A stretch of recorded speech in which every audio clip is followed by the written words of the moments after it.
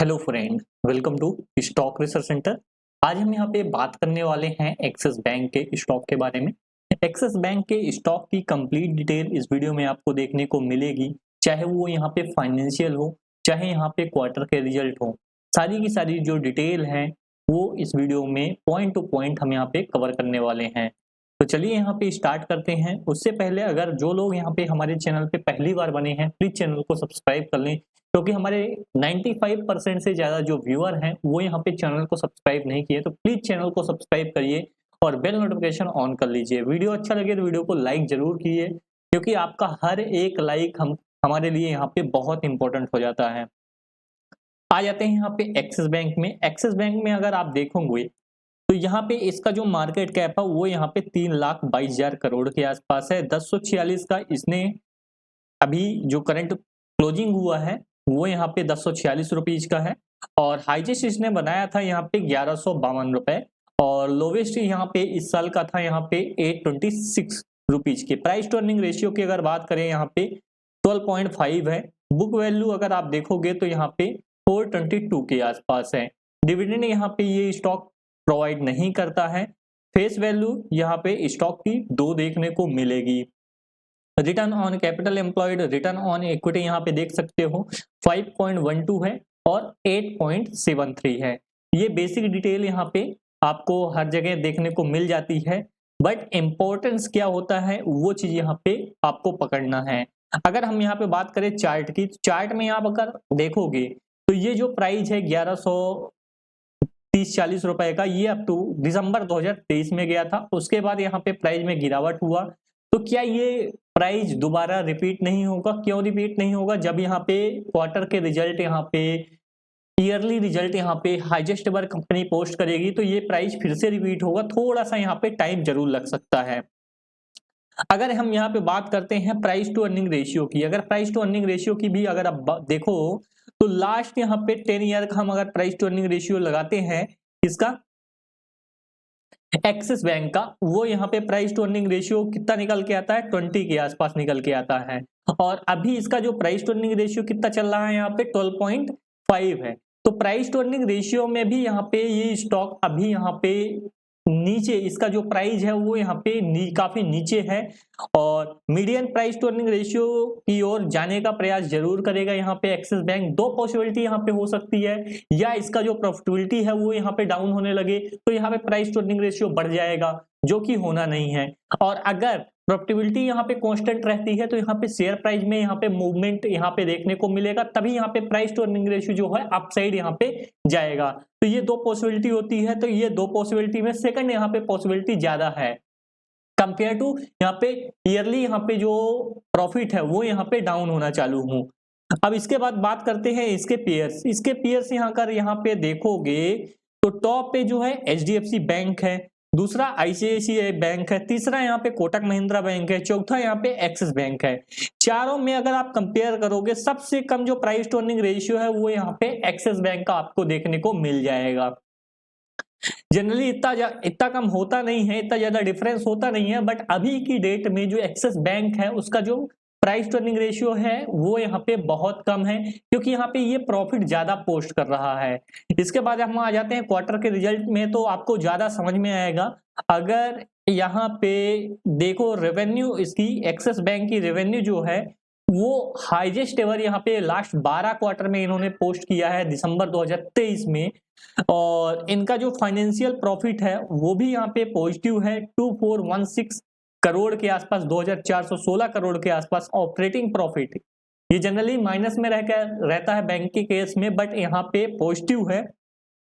इनकी जो इनकम आती है इंटरेस्ट से आती है, तो ये इनकी मेन इनकम होती है 6272 करोड़ के आसपास। ये भी यहाँ पे हाईएस्ट एवर है लास्ट 12 क्वार्टर में।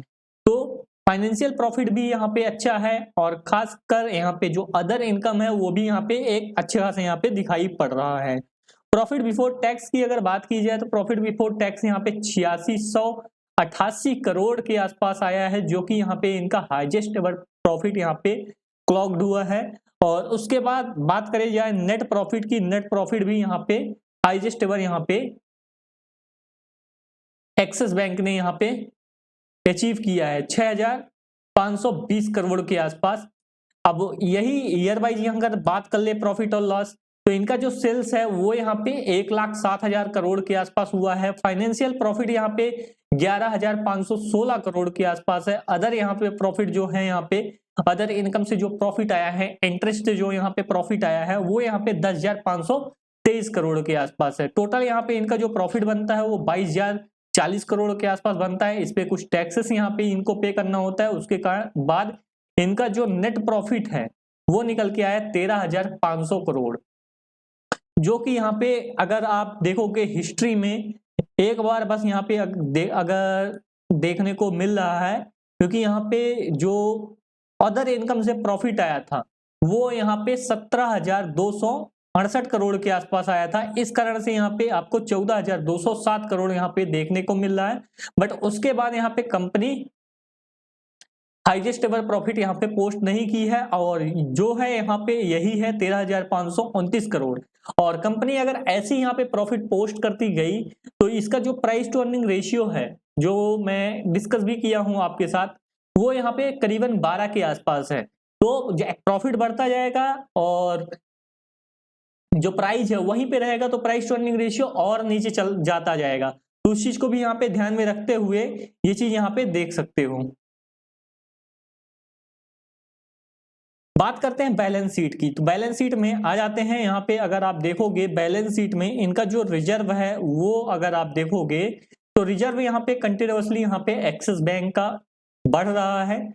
बोरोइंग इनका जो धंधा होता है, मेन चीज यहाँ पे ये जो बिजनेस करते हैं वो यहाँ पे उधार के पैसे पे ही करते हैं, और कम इंटरेस्ट ये पे करते हैं जिनसे ये पैसा लेते हैं, और ज्यादा इंटरेस्ट पे करते हैं जिनको ये पैसा देते हैं। यही यहाँ पे इनका जो मेन बिजनेस होता है बैंकिंग सेक्टर और एनबीएफसी का, ये यही होता है। कम रेट पे यहाँ पे बोरोइंग करो और ज्यादा रेट पे यहाँ पे उधार दो। और कैपिटल वर्क इन प्रोसेस में अगर आप देखोगे, कैपिटल वर्क इन प्रोसेस में यहाँ पे कुछ खास देखने को नहीं मिल रहा है।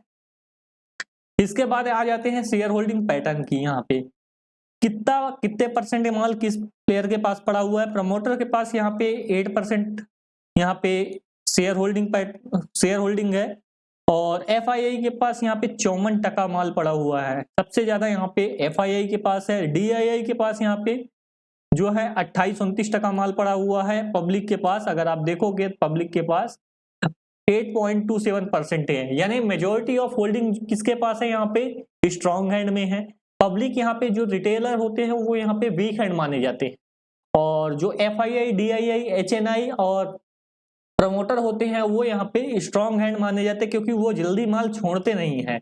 तो ज्यादातर इनकी जो होल्डिंग है वो यहाँ पे बड़े प्लेयर के पास है। और बात करें यहाँ पे 1 ईयर के चार्ट में, 1 ईयर के चार्ट में ये जो गिरावट हुई है ये टेम्परेरी गिरावट होती है, और ये एक अपॉर्चुनिटी होती है कि इस स्टॉक को अपने पोर्टफोलियो का हिस्सा बनाया जाए।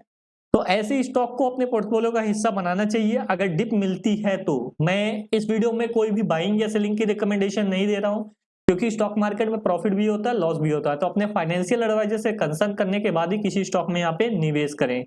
तो ये जो प्राइस है, ये प्राइस अगेन आने वाला है 1152 का। करीबन यहाँ पे जो है 10% का यहाँ पे अपसाइड अभी के प्राइस रेंज से पॉसिबल है एक्सिस बैंक में। जिन लोगों को वीडियो समझ में आया तो वो लोग वीडियो को लाइक जरूर करें, चैनल पे नए बने चैनल को सब्सक्राइब जरूर करें। मिलते हैं हम नेक्स्ट वीडियो में।